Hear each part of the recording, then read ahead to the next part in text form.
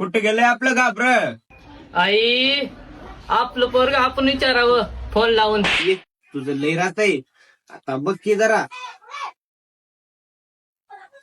Hello.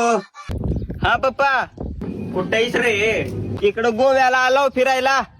कुठं? गो खायला.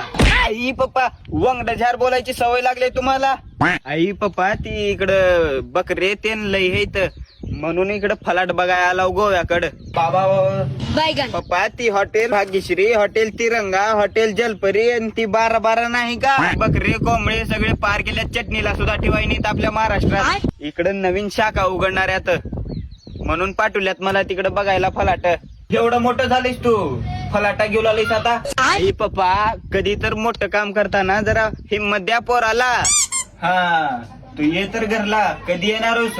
आई पप्पा, आज इथून निघालो की उद्या तिथं. अरे 5-6 खंबे घेऊन ये, तिकडं माल सुकाट मिळतंय की. दारू नाही रे बाबा, दवाई. ऐका माझी गोष्ट, आणतो म्हणजे आणतो, मम्मीला सांगू का काही पण. तर बर पप्पा.